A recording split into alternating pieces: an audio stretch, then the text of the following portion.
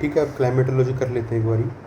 Climatology में सबसे पहले हमको पढ़ते हैं मतलब ये भी कि हमको एटमॉस्फेयर स्ट्रक्चर पता होना चाहिए। सबसे पहले ट्रोपोस्फेयर 0 से 18 पे अपन एडल्ट हो जाते हैं, फिर स्ट्रेटम में जाते हैं, स्ट्रेटम में 50 तक स्ट्रेटम में रहना पड़ता है। 50 के बाद हमारा जो है मीज़ो स्टार्ट होता है, मीज़ो में 85 तक मर जाएंगे, और मीज़ो से बाहर जो हम बाहर चले जाएंगे दुनिया के बाहर, तो वो हमारा थर्मो में होगा। ठीक है, अब ये वाला डायग्राम बनाना है हमको। 75% मास कौन होल्ड करता है? ट्रोपोस्फेयर।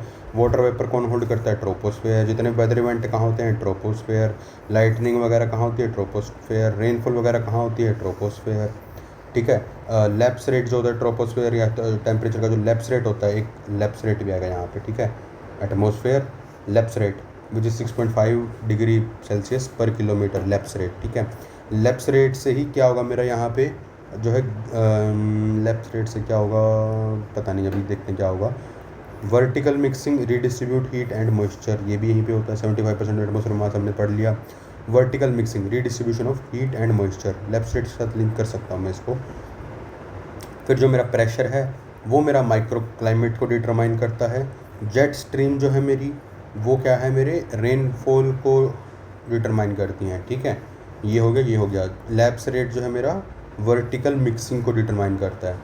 तो 3 पढ़ लिए मैंने, टेम्परेचर, प्रेशर, जेट स्ट्रीम। ठीक है, ये हो जाता है ना, बढ़िया होता है, बट कोई नहीं। थर्मोस्फेयर में आयनोस्फेयर होता है।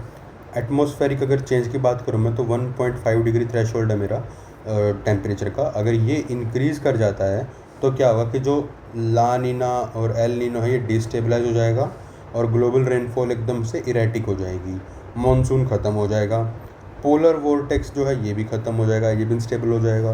तो आर्कटिक एयर जो है मिड लैटिट्यूड तक आने लगेगी, जिससे क्या होगा, ग्राउंड ओजोन लेवल, ये भी पोलर वोर्टेक्स तबाह हो चुका। तो जो पोलर के ऊपर जो मेरे स्ट्रेटोस्फेयर में से ओजोन है वो भी सिंक करना स्टार्ट करेगी, और यहाँ से मेरे को टॉक्सिक स्मोक मिल जाएगा। ठीक है, तो यहाँ पे अब मेरे को एटमॉस्फेयर के ही कंपोनेंट मिल गए। क्या मिल गया? एक तो एल नीनो अलग से, दूसरा पोलर वोर्टेक्स, और दूसरा ओजोन। ठीक है, आगे monsoon and cultural geography. Monsoon का हमको पता है कि 75% एनुअल रेनफॉल जो है मॉनसून से ही होती है। 60% जो है मेरा एरिया रेन फेड है, तो वो इसके ऊपर डिपेंड करता है।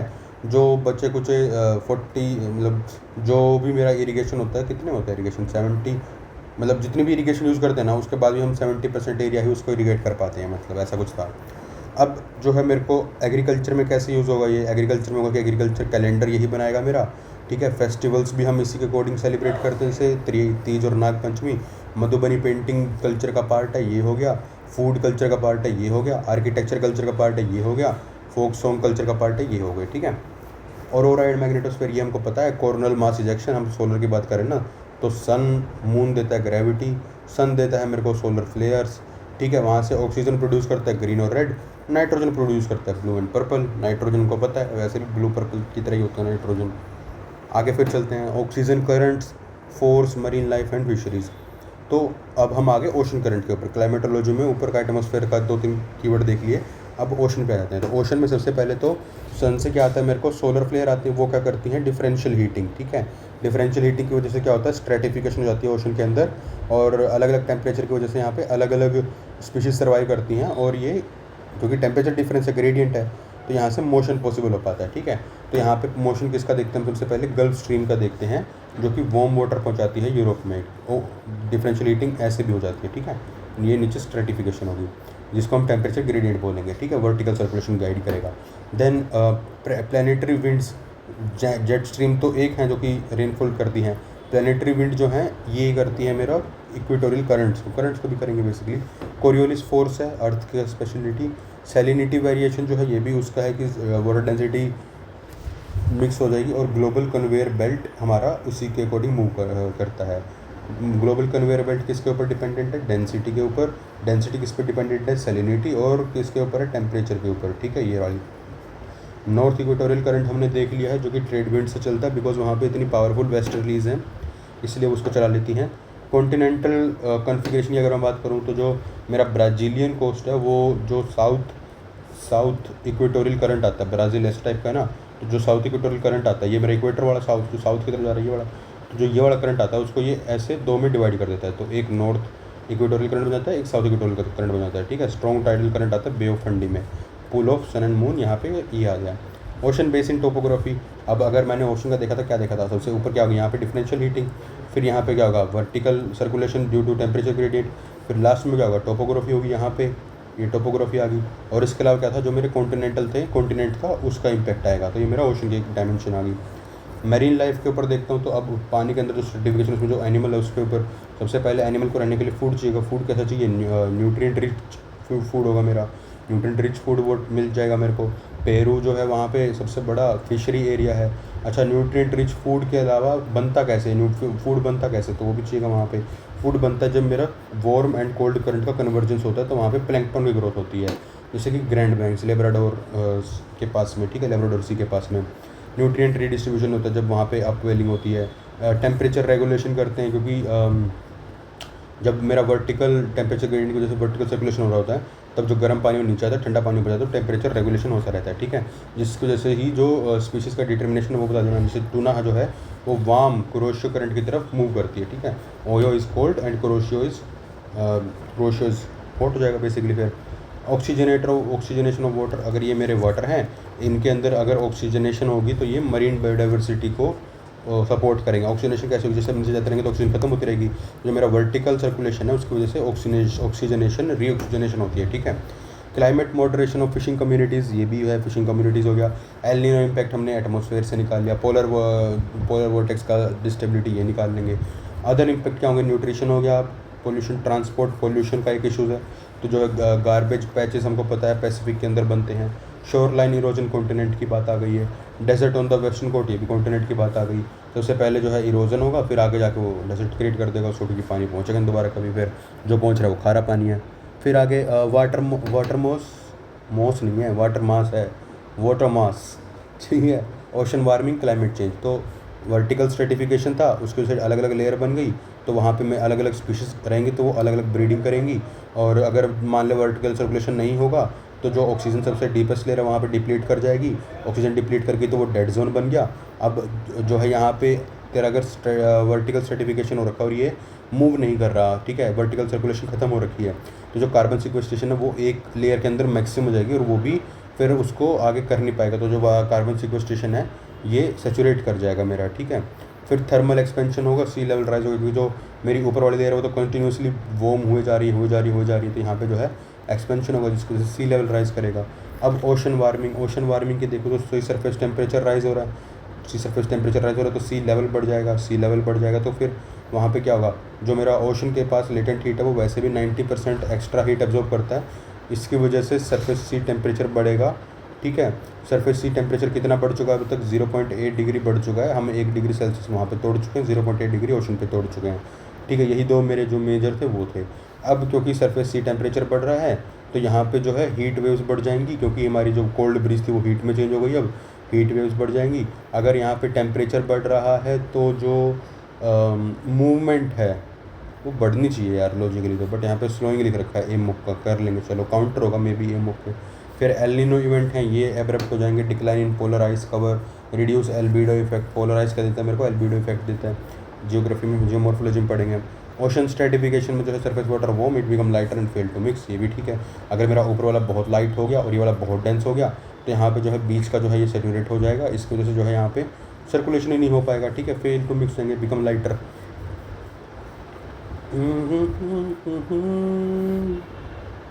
ठीक है, फिर आगे चलते हैं।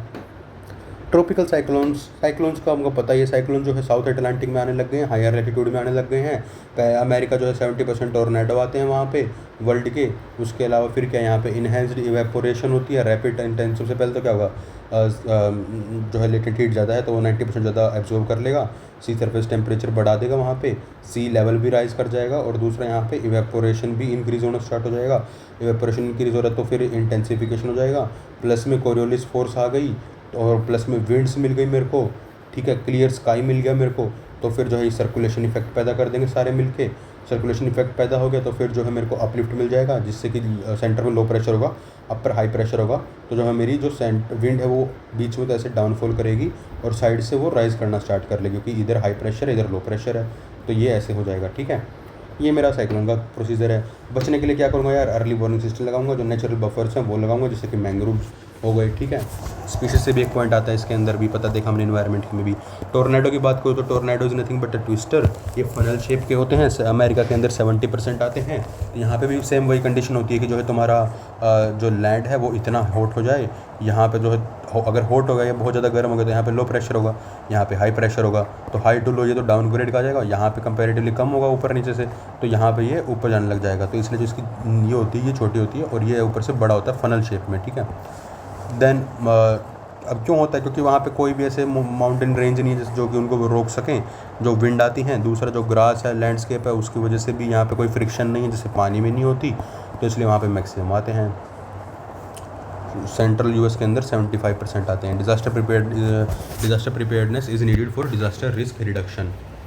सुनामी में हमको पता है सुनामी में क्या होगा, जो मेरी सबडक्शन प्लेट है वहाँ से सुनामी, वहाँ पे पॉइंट ऑफ इन्फ्लेक्शन होता है। जब वो पॉइंट ऑफ इन्फ्लेक्शन डिस्प्लेस हो जाता है तो वहाँ पे अर्थक्वेक आता है, ठीक है। अर्थक्वेक जब आएगा तो एनर्जी रिलीज़ करेगा, वो एनर्जी वाटर में ट्रांसफॉर्म हो जाएगी using conservation of energy principle. Then जो मेरी वेव है वो आगे मूव करेगी और जैसे जैसे वो कोस्ट के पास पहुँचेगी तो उसका साइज़ बढ़ता रहेगा, और जो जैसे वो कोस्ट से टकराएगी तो एनर्जी जो है ट्रांसफ़र कर देगी, और फिर वहाँ पे बूम बूम बूम डिस्ट्रक्शन, ठीक है। सुनामी के कॉन्सिक्वेंसेस क्या होंगे यार, सबसे पहले तो लोगों के ऊपर देखेंगे, सोशल, इकोनॉमिकल, इन्वायरमेंटल, 3 लिखने हैं। तो सोशल में तो आएगा कि मास कैजुअलिटी हो गई, डिस्प्लेसमेंट हो गई, हेल्थ क्राइसिस हो गया, ठीक है। इकोनॉमी में क्या आएगा कि इंफ्रास्ट्रक्चर खत्म हो गया, फिर जो है लाइवलीहुड चला गया, एंड रिकन्स्ट्रक्शन कॉस्ट आएगा अलग से। इन्वायरमेंटल में क्या होता है, सॉइल सैलिनाइजेशन हो जाती है क्योंकि सॉल्ट वाटर इंट्रूजन हो गया तो तुम्हारे एक्विफायर खत्म हो जाएंगे। प्लस में secondary disaster is a keyword, जैसे फुकुशिमा न्यूक्लियर डिजास्टर हुआ था तो फिर ग्राउंड वाटर खत्म हो गया था। मिनामाटा डिजास्टर हुआ था तो फिर मिनामाटा कम्प्लीटली फिश खत्म हो गई थी, ठीक है।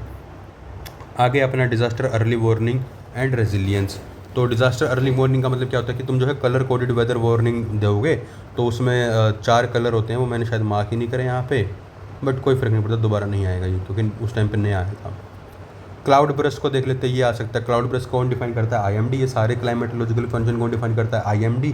जो जियोलॉजिकल हो, जो जियोग्राफिकल होगा वो जियोलॉजिस्ट डिफाइन करेंगे।